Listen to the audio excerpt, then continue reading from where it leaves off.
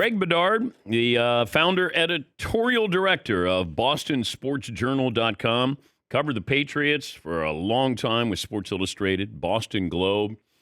Where do we stand on all this situation with Bill Belichick and the Patriots with this report that Tom Curran had this week?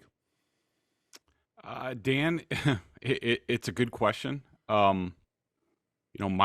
My personal feeling, and look, this is a story that is going to be held very close to the vest.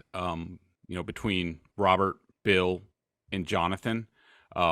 Nothing definitive that I've heard from inside or outside the building points one way or the other. I certainly have my feelings on this, and I don't necessarily think it's the case that that the Colts game was sort of the final straw. I mean, this has been going on for a couple of years, and you got to think even with the Colts loss, and it would be natural for the Crafts to sit and think about this decision during the bye week after that game.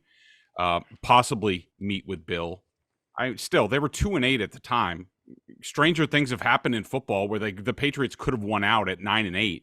But I do think the die was cast at that point. I think it had been cast for a while. So I think that both sides have an idea on what's going to happen. It's likely that they will part ways after the season. I just have a hard time telling you one way or the other how definitive it is. And I was just wondering if it's in the personality of Robert Kraft to have had a meeting with Bill Belichick with this many games to go, and then he would give him a heads up, like, "Hey, Bill, this is what we're going to do at season end."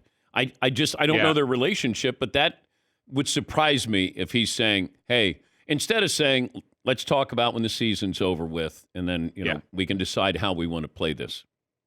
That's normally their MO, Dan, is that they will get to the end of the season and they will come together. And there's a few different factors at play here. Number one, I think people underestimate how much last season ticked off the Crafts. They were mad about what happened. They thought, okay, we had a reset year with Cam Newton. Tom Brady went and won a Super Bowl with the Buccaneers. That really hurt. But it looked like things were going up for the franchise. Drafted Mac Jones in the first round. They signed. They set a record in terms of the money they spent in free agency that year. They went 10-7. They went to the playoffs. Things were looking up. And then Bill made his decision with Matt Patricia and Joe Judge. And the reaction from the Crafts was, "This doesn't make a lot of sense to us, Bill, but you've earned the right to make this decision." And when that decision clearly was a mistake, they were, by the end of the season, they were furious. And they needed to hear the right things from Bill at the end of last season, or else it might have ended there. From what I understand, Bill said the right things. They were like, okay, he set a new course. He admitted that he underestimated what the offense needed, how much Josh McDaniels had done for him, but he was willing to be open to corrections with Billy O'Brien. And so when they went into 2023, if you look at all the tea leaves in terms of, they have so many top-tier free agents that have not been extended. To me, it looked like, okay, the Kraft said to Bill, you got your mulligan, okay? But if it doesn't work this season, you got a chance to put it on its right tracks. If it doesn't work this season, we all know where this is going. Leave 2024 to somebody else. We'll make that decision when we get there. How attractive is this job? Well, it's a good question. I mean, in terms of the Crafts, the franchise, the stability, you got to look at it. I mean, they've hired two coaches in their ownership tenure. Pete Carroll, who, if I recall correctly, lasted about 3 years and, didn't do all that bad a job, but the Crafts decided they needed more, and they brought Bill in, and Robert was just on NFL Game Day talking about stability. I mean, they do a good job of that. They hire people, really smart people, and let them go do their job. So in terms of the stability of ownership, what they're going to give you to do your job, I think it's an extremely attractive job. Now, are you getting into the quarterback and the roster and things like that? That's nice, but that's not how a lot of these guys think in terms of jobs.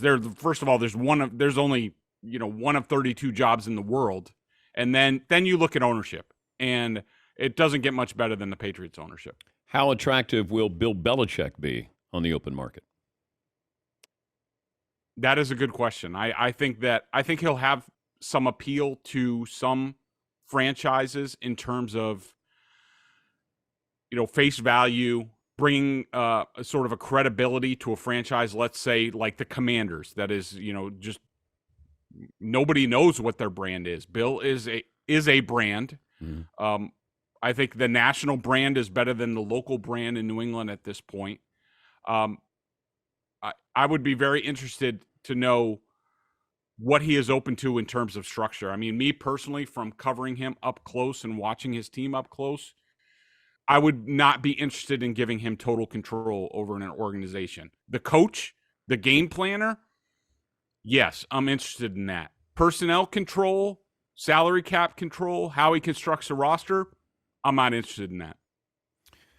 Should be interesting the next few weeks. And you got Kansas City with the Patriots coming up. Greg, we appreciate your time as always. Thank you.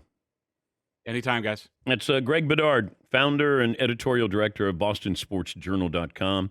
He's covered the Patriots, used to be with Sports Illustrated and the Boston Globe.